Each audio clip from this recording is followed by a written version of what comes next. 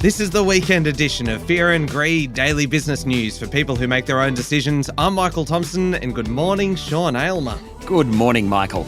Sean, our weekend show is all about the two of us each nominating what we think is the biggest business story of the week, the most remarkable business story, a sleeper story, one that's maybe not getting the attention that it probably should have or that we feel that it deserves, and then our favourite business-ish story. And every week, because this is a competition, because we're each nominating our own and one of them has to win, we need a judge to decide that winner, and that judge is our Fear and Greed colleague, Adam Lang. Adam, good morning. Good morning, Michael, and good morning, Sean. Judging is my privilege. Thank you both for it. Well, that's a disappointing start, isn't it? Adam, can you please give us a little bit of a rundown of what you are looking for in these categories as we go through them today? Okay, so in the battle of the stories, these are the criteria I'm looking for. I want topicality, please, timeliness, economic impact, subjective bias, of course, play a bit into my subjective bias if you may, and then melodrama. Michael, admittedly your strong suit, but melodrama is always a bit of fun. I'm a little wary this week. Melodrama, I've been a little under the weather throughout the week, and I just don't feel like I'm going to be able to quite perform at the level that I normally do. Adam, what? Put your helmet on. Yeah. We're in for a doozy. This could be a big one. Shall we just get into it? Shall we just jump into it? Like after a very lengthy preamble, we've discussed everything we need to. We know the criteria. We know what Adam's going to disregard as he judges the stories. What's the biggest one this week, Sean? Michael, it's clear. Markets. Massive week with Wall Street hitting a new closing high while locally the ASX 200 surged. Basically, about a week ago, a little bit more, it jumped, then it tumbled, and then jumped again. It's all about what's going to happen to interest rates, to the data. Adam, did you hear that? To the data. In the US, May inflation figures were released and they show a general easing of price pressures. Good news, equity markets rallied. Wall Street hit a new high. Then the Fed released its updated economic projections. That made it clear there's one rate cut on the horizon this year, not three as previously forecast. Current Fed Chair Jerome Powell said the CPI figures were confidence building. Not exactly overwhelming support for a few rate cuts, is it? Just confidence building. He reiterated that what the Fed does is very much dependent on the data. Uninflation in the US is unambiguously falling. That is the good news. But when and by how much rates will fall, that's the big unknown. That's been hitting the local market. The big miners, BHP, Fortescue Metals and Rio Tinto, were sold off.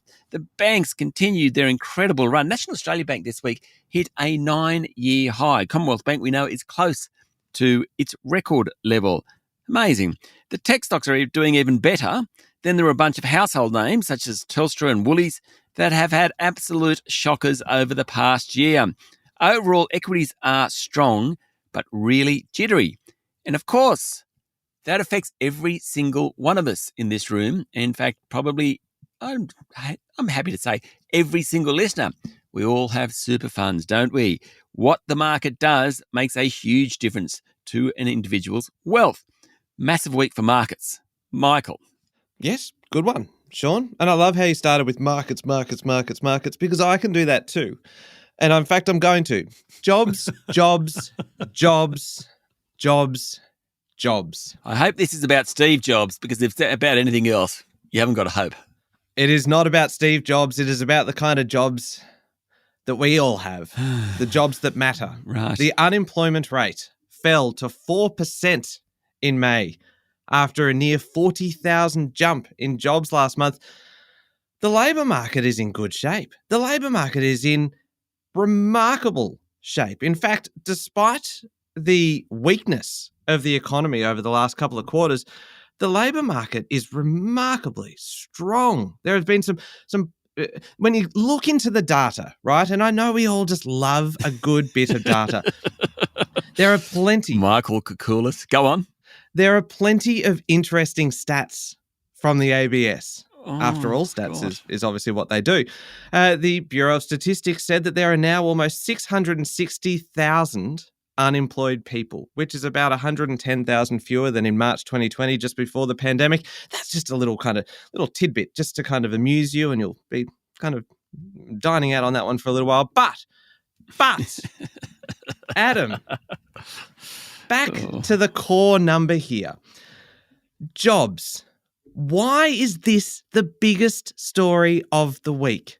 Well, I would think that it's obvious. It's because of the NAIRU, of course. Is this a country? The non-accelerating inflation rate of unemployment. And what you need to do here... Sorry, can I say something? Already he has dishonoured himself. It's not the non-accelerating inflation rate of unemployment. It's the non-accelerating inflationary rate of unemployment. But go on. I am unwell, Sean. You are picking on someone who is not able to defend themselves. What you need to do here... What you really need to do is look at the trend. And looking at the wages growth numbers, the quarterly numbers, wages growth peaked last year.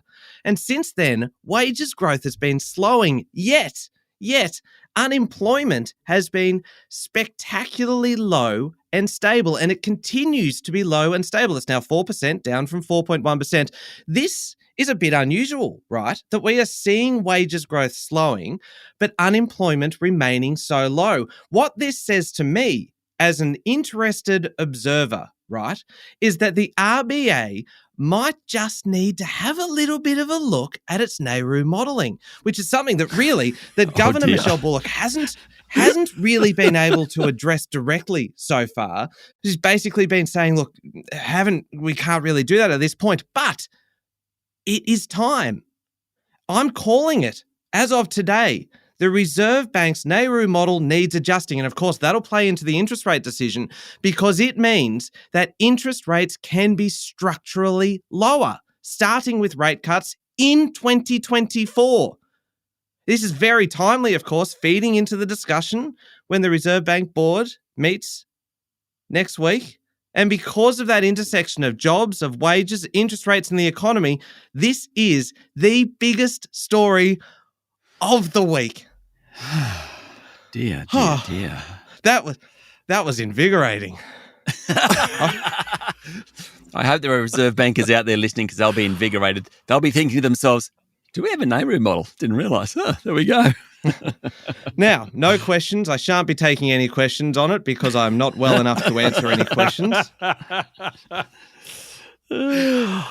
Oh, my word. Okay, so look, you both started out in such similar fashion, like Jerry Harvey voicing a Harvey Norman ad. Sean with markets repeated several times. Michael with jobs repeated several times. Excellent opening by you both. USA markets impact on interest rates. Look, that does have a massive impact on interest rates around the world. So, huge story. Michael, you had me at NAIRU. Now, one of the factors I should probably bring into this is credibility, because I have to say, you spoke about so much stuff which I know you know very little about, but utterly convincingly. You are not going to give this win to Michael, are you, Adam? I am. Oh, dear. Have we actually dropped all sensibility in this show? What he was talking about was absolute bumpkin. May I just say, Adam, that yes, I appreciate this very much, and I feel like this is a fair and just decision, and one that Stephen Koukoulas and I richly deserve. Because there is a chance. Yes, that you relied on Stephen? No. Oh, that Stephen wrote it? No. Oh. But there is a very slim chance that I might have said to our good friend, Fear and Greed's resident economist, Stephen Koukoulas, I said, Stephen, I'm going to be doing jobs as the biggest story of the week. How the hell do I do this? And he goes, I've got something for you. And he fed me a little line, and then I kind of like, okay, all right, I can work with this. And I even went back to him before I did it, say, have I got this at all right? He goes, yes, but what about if you also said this? And between us, you know what? He's been coached well. Yeah. So I would add this, Michael. Population growth is also very important. Oh, of course it is. Huge population growth. Yeah. And then next to that, unemployment is still, to me, a bizarre measure. And, you know, the ABS measures this. If you work 1 hour or more in that week, you're employed. So really, it's quite a thin measurement, unemployment. It's quite a thin judgment.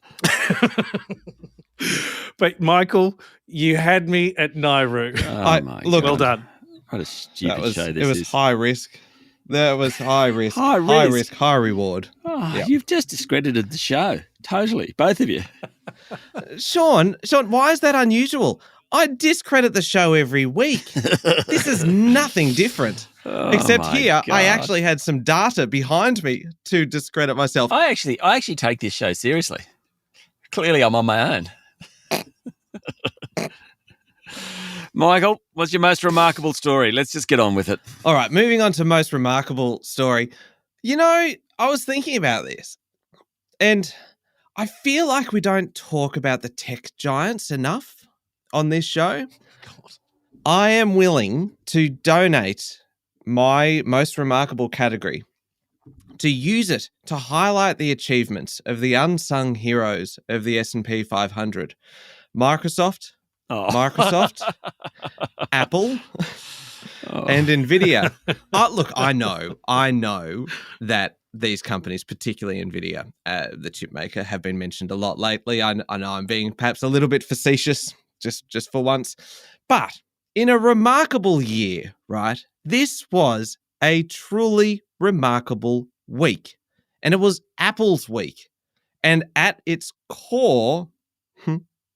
Very good. Anyway, was its announcement of how it would incorporate artificial intelligence, or Apple Intelligence, as they are cleverly calling it, into its devices. There'll be a new version of Siri, lots of kind of image editing, summarizing of documents, all that kind of thing. A big tie-up with OpenAI's ChatGPT, an increase in data being processed off device. This is a move into a kind of a new space for Apple. This was big. Actually, you know what? Scrap that. This was huge. Massive. One of the most significant announcements by Apple in years. And investors loved it. Absolutely lapped it up. In just the first 24 hours after the announcement, Apple's share price shot up 7%. The week before, NVIDIA had passed Apple to become the second largest company on Wall Street. Thanks to AI, Apple took back the number 2 place. Didn't stop there. The next day, it went up another 5%, leapfrogged Microsoft to reclaim the overall crown as the biggest company on Wall Street. Massive, massive, massive result. But all three of them, really, Apple, Microsoft, NVIDIA, are just monsters, worth more than, $9 trillion US dollars between them, around 14 trillion Australian, equal, as you pointed out, Sean, through the week. To all of the Australian residential property market and all of our superannuation. And to further illustrate the point, it would be enough to buy 20,224 new Airbus A380 aircraft. Oh, well, that's relevant. Or 30,822 Boeing Dreamliners. There you go. A useful metric, perhaps. And I'm mentioning this simply because I haven't got an aircraft story in anywhere today. So I think it's a good way of kind of killing two birds with one stone, mentioning planes and introducing a new metric to demonstrate just how enormous, how significant, how overwhelmingly remarkable these companies are now, and the fact that they just keep on growing. But it was Apple's week, the most remarkable story of the week. Sean. I'm exhausted. Me too.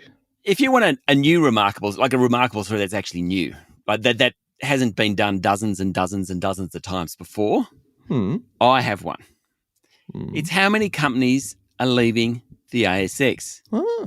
By my count, 32 so far this year and a couple more ready to go.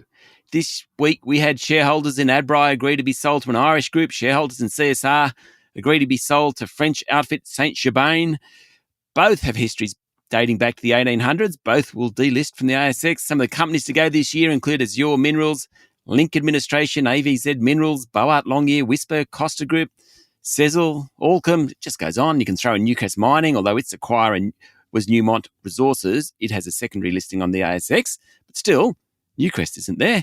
In recent years, we've seen some very large companies disappearing from the exchange. Think Sydney Airport Corporation, Afterpay, OzMinerals. Michael, pay attention.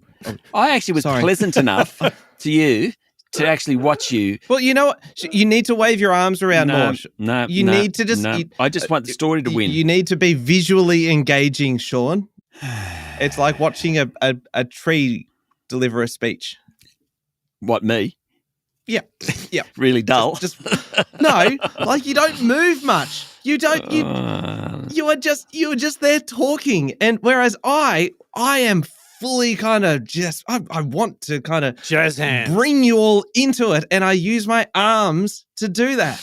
Okay, so we've had a stack of companies leave. The scary thing about it is there are very few new companies coming along to take their place. Just 45 IPOs last year compared to the annual average of 120. Guzman y Gomez is floating next week. It's only worth about $2.2 billion. We've got the Sigma Healthcare merger with Chemist Warehouse. That's supposed to be an $8.8 billion merger. Got a few hairs on that one, though, as we found out this week, because the ACCC, the competition watchdog, has some concerns. Any really big float, such as online graphics group Canvas, slated for next year, just does it on Wall Street. The capital pools are so much bigger. They can actually find more money there. Even some of the local companies like Life360, this week it debuted on NASDAQ simply to lift its profile in the US. The cupboard is pretty bare for the ASX. Now, this has got all sorts of problems because superannuation money, I'm going back to that superannuation money, it needs to find a new home. And many of us want to invest our money in Aussie equities. We have 12% of our pay going into our super funds. Let's say even 30 or 40% is going into Australian equities, right? No wonder Aussie equities keep rising. There's just this flow of money into it and not enough big companies. It is truly remarkable, highlighted this week by Adbri and CSR, shareholders voting to delist. That is actually what a remarkable story looks like, as opposed to it's not that Michael's story isn't remarkable. It's just that we've done it so many times, Adam. Good story, Michael. Apple Intelligence and to Apple's core, very good. But long-running theme, and we've known that, or speculated that Apple, the announcement at the Developers Conference would be about AI for some time. So it feels less remarkable because it was so expected. So I think Sean's story on ASX departures and superannuation having that remarkable problem, really, an incredible challenge, that there's just not enough space to invest all that money in Australia. So I think this has been Sean's story since you did it this week, and I think it's an absolutely brilliant point. So for me, it is the remarkable story of the week. Okay, so I'm just adding this into my notes because it clearly shows that Adam's subjective bias is the criteria that has the most weighting in this particular one, because he's overlooked the... Really? No. Yeah. Adam, no. You got me at Nauru. Oh, for God's sake, that is just pure subjective bias. Yeah, it was brilliant. Michael speaking about Nauru. Actually, that's true. Actually, if I think of it that way, Adam, Michael giving us an economics lesson, you're right. That is the biggest story of the week. Not what he says, just the fact that he's giving us an economics lesson. It was wonderful. It was really quite exciting, if I'm honest. I can suddenly see why... Is it like method acting, Michael? Yes, I can suddenly see why all of you economists are always so excited. I can see why the kook is so excited. And look, I mean, without him, I probably still would have been able to do it, if I was honest. I probably still would have done it. And I probably still would have won. So you know what? Thank you, Stephen, for your help. But I didn't need it. I think that was a thanks for nothing, Stephen. Yep. Clearly, could have done that one on my own. I reckon you're on shaky ground there, Michael. Yep, might be. Anyway, we'll take a quick break. We will come back. What are we? 1-1. Ugh. We'll come back and find a sleeper story of the week.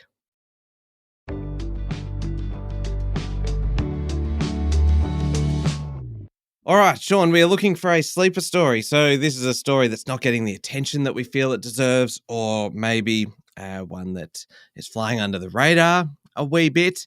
Have you found a good one for us this week? I have. The sleeper story of the week, Adam, forget you, Michael, is the one about the Mining and Energy Union filing same job, same pay applications against BHP's labour hire firms. We didn't hear much about it, but this is the big big test case of the Albanese government's new laws. The applications seek to lift the pay of about 1,700 workers by between $10,000 and $40,000 a year. BHP last year said these new Albanese laws, or the new government laws, would cost the company an extra $1.3 billion a year, about 5,000 full-time workers. The CFO then went on to say that will flow through to lower dividends for shareholders. He put it at about 30 cents per dividend lower, very much trying to get the shareholders to react against these Albanese government laws. It's the same job at same pay laws.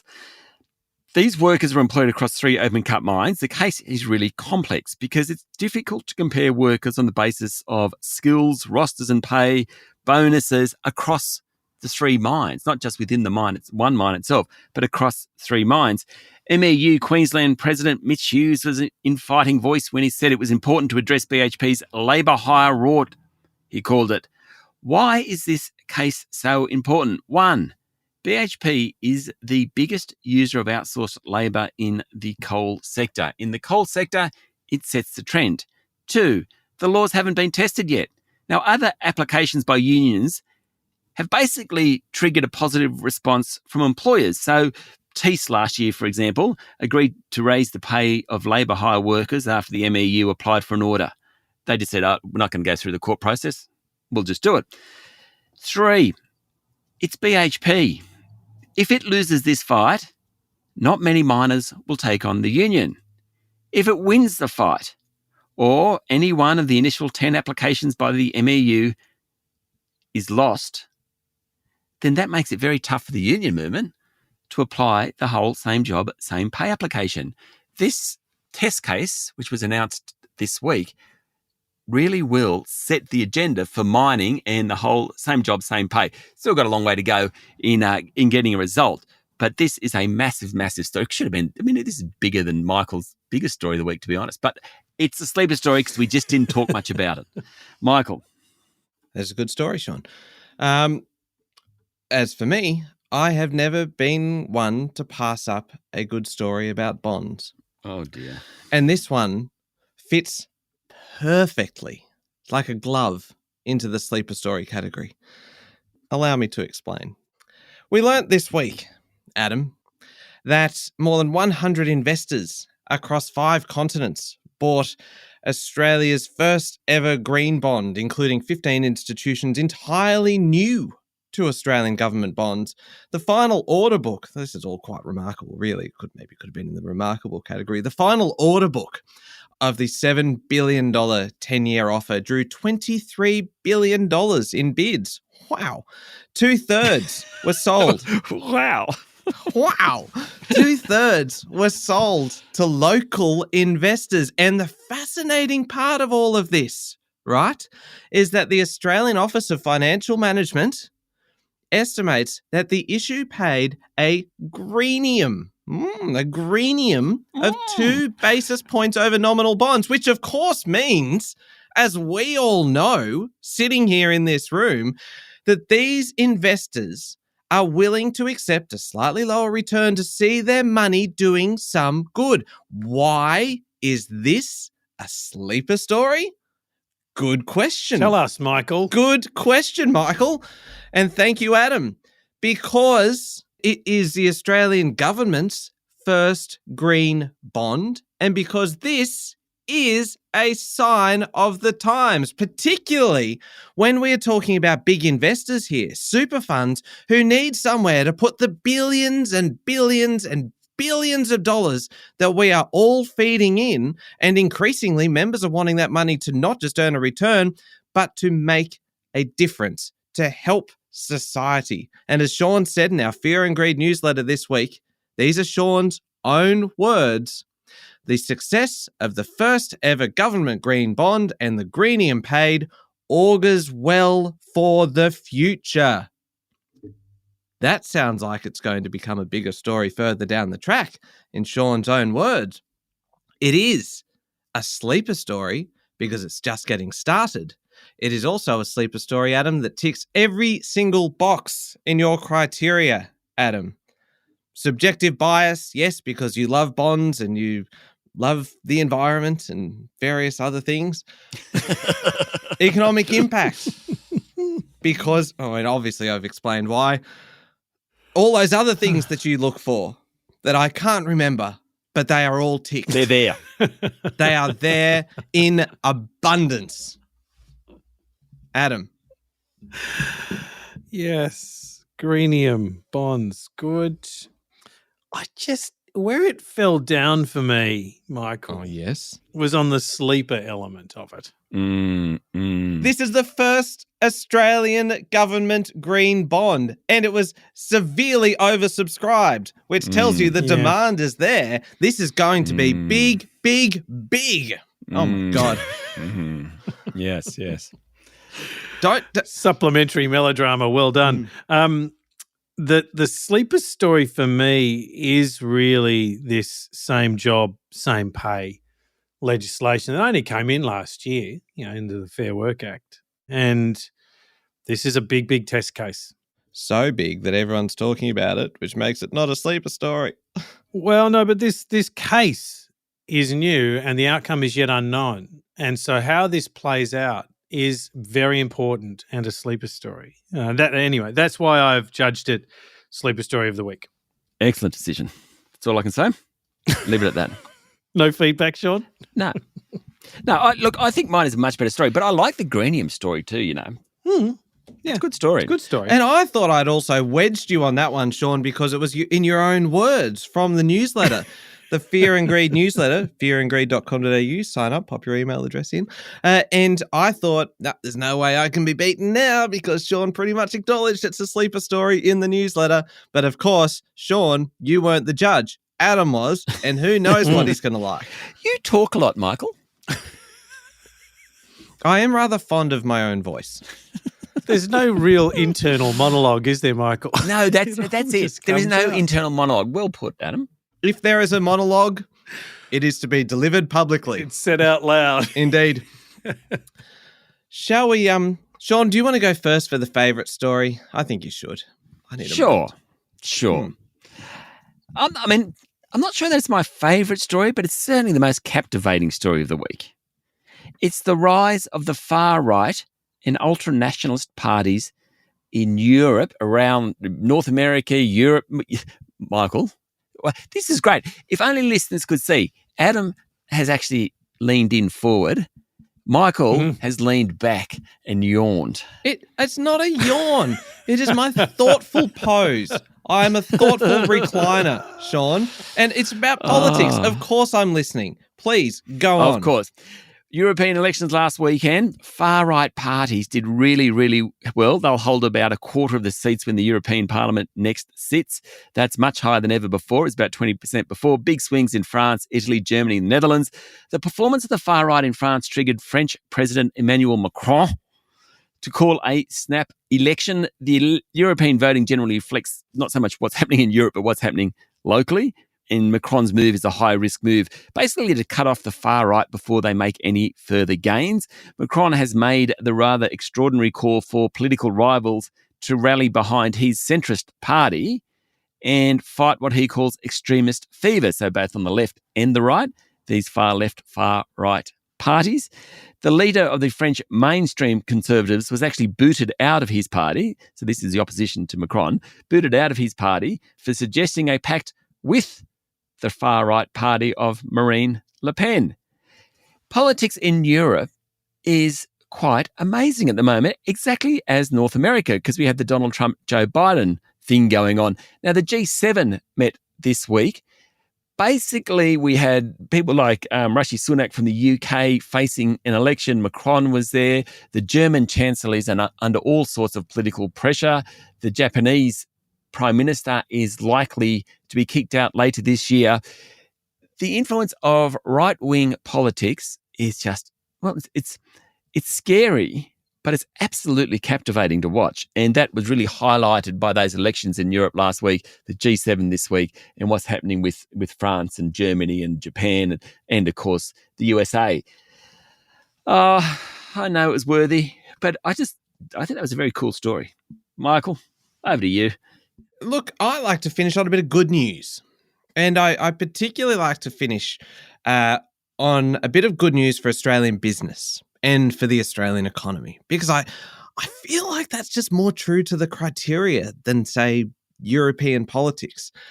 But I'm not really looking for the win. I'm just here to put forward a good story. What I liked this week was the good news for the local wine industry.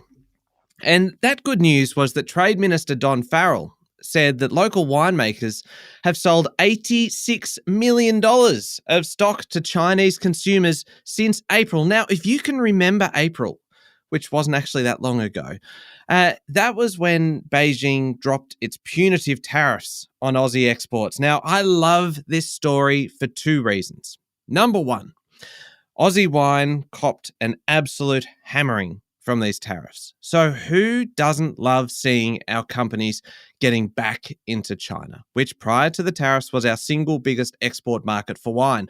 But the other reason that I love it, and Adam, I don't want to speak for you, but I suspect this is also the reason why you will love this too, is that when those tariffs were imposed, the wine industry pivoted.